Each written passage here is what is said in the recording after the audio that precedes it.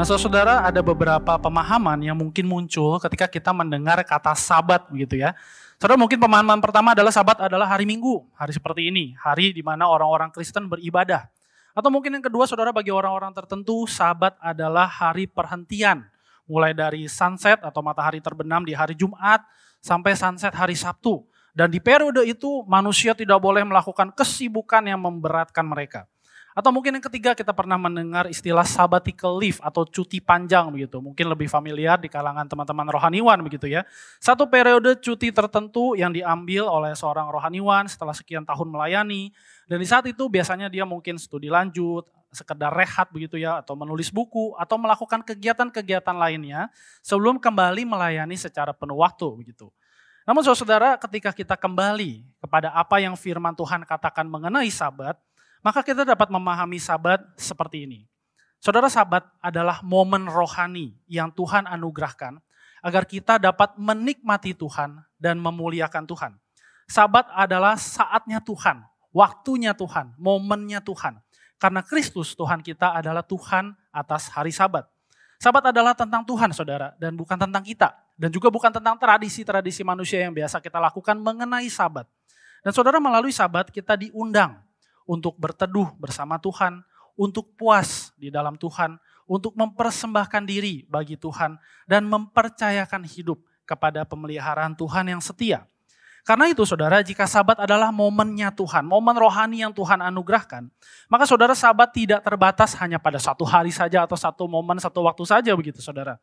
Saudara, yang pertama betul, bahwa pada hari Minggu seperti ini kita mempraktekkan Sabat. Kita menggunakan satu waktu, satu momen yang dikhususkan, bahkan kata firman Tuhan dikuduskan untuk kita beribadah bersama sebagai umat Allah, sebagai satu tubuh Kristus.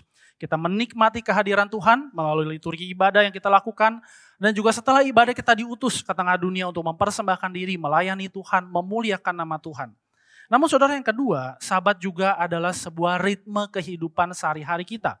Ritme kehidupan yang Tuhan anugerahkan. Sebuah ritme kehidupan yang berbeda, kontrakultur dengan ritme kehidupan yang dunia tawarkan. Ketika dunia menawarkan begitu banyak keinginan akan dosa, menyibukkan hati kita dan membuat hati kita ingin mengkonsumsi semua keinginan itu, saudara, Sabat mengajak kita untuk berhenti. Berhenti dari dosa dan menikmati anugerah keselamatan Allah. Dan ketika mungkin kita terlalu sibuk terkonsumsi dengan rutinitas kehidupan kita, Sabat mengajak kita untuk berhenti sejenak. Saudara, mungkin bentuknya bisa cuti, kita liburan, kita retret, atau sekedar menikmati waktu istirahat siang kita di kala bekerja. Dan di saat itu kita memfokuskan kembali hati kita kepada tuntunan Tuhan dan kebaikan Tuhan. Ritme kehidupan yang terus-menerus harus kita lakukan sambil kita menantikan Sabat yang kekal ketika kita berjumpa bersama dengan Tuhan kita Yesus Kristus selama-lamanya. Nah saudara, itu mengenai hukum yang keempat.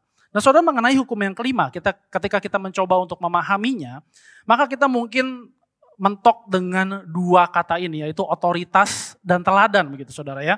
Saudara, dua hal ini sering menjadi perdebatan di tengah kehidupan kita yang berdosa ini, ketika seorang anak berusaha untuk taat kepada orang tuanya dan ketika para orang tua berusaha untuk menunjukkan teladan dan otoritasnya kepada anak-anak. Namun saudara, jika kita memahami hukum kelima dengan lengkap, maka saudara, ada janji Allah di sana yang berkata supaya lanjut umurmu di tanah yang diberikan Tuhan Allahmu kepadamu. Saudara, tentu kita tidak bisa memahami dan memaknai kalimat ini, janji ini secara literal pada masa kini. Tapi saudara, janji ini menyatakan ada kabar baik melalui hukum kelima ini. Yaitu apa saudara? Ketika ada kasih, ketaatan, saling menghormati dan menghargai di dalam sebuah keluarga, maka berkat keselamatan Allah yang dijanjikan akan membawa dampak yang besar. Saudara, saya percaya sebagaimana yang kita bacakan di katekismus hari ini bahwa menghormati orang tua tidak bisa lepas dari mengasihi orang tua. Betul bahwa ada saat-saat di mana sebagai anak kita kesulitan untuk menghormati orang tua kita ketika mereka tidak bisa memberikan teladan di dalam kehidupan kita. Betul bahwa ada saat-saat di mana sebagai orang tua kita bergumul untuk memberikan teladan dan otoritas kepada anak kita.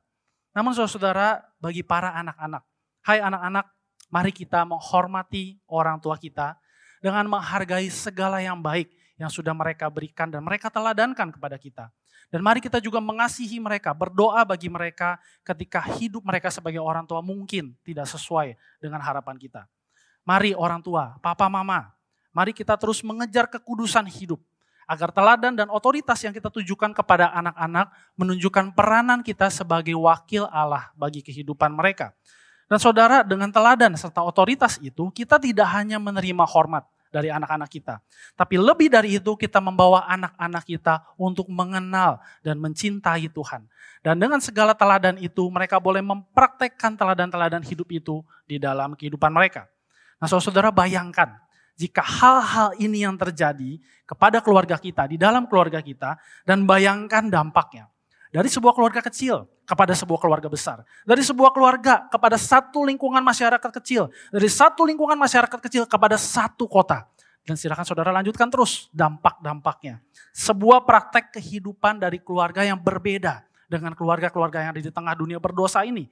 Kehidupan yang kontrakultur. Karena ketaatan anak-anak kepada orang tua adalah cerminan dari generasi yang mencintai orang tuanya dan memancarkan kekudusan Tuhan. Dan otoritas serta teladan orang tua kepada anak adalah cerminan tanggung jawab orang tua sebagai wakil Allah di tengah keluarga yang diutus Allah untuk memberikan dampak ke tengah masyarakat. Nah, saudara, mari kita bangkit berdiri dan merespon akan pengajaran katekismus hari ini. Saya mengajak anak-anak Grace Life Kids yang akan menyanyi juga boleh maju. Dan kita akan merespon bersama dengan memuji Tuhan melalui sebuah lagu, hukum keempat dan kelima. Apa yang Allah perintahkan di hukumnya yang keempat dan kelima, kuduskanlah hari Sabat, hormati dan kasihi orang tuamu. Sekali lagi.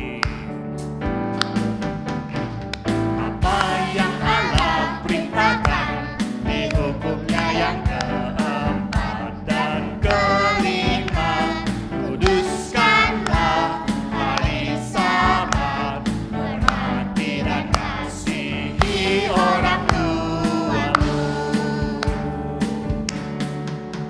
Di hari Sabat kita berhenti untuk menikmati anugerah Tuhan, layani Tuhan dan sesama, dan merayakan kebaikan Tuhan bersama. Apa yang Allah perintahkan di hukumnya yang keempat dan kelima, kuduskanlah hari Sabat, hormati dan kasihi orang tuamu. Bait kedua. Papa dan Mama adalah wakil Allah yang menjaga dan didik kita. Hormati dan kasihi mereka, dan janji Allah akan digenapi. Apa yang Allah perintahkan di hukumnya yang keempat dan kelima, kuduskanlah hari Sabat, hormati dan kasihi orang tuamu. Segala kemuliaan bagi Tuhan. Terima kasih jemaat, silakan duduk.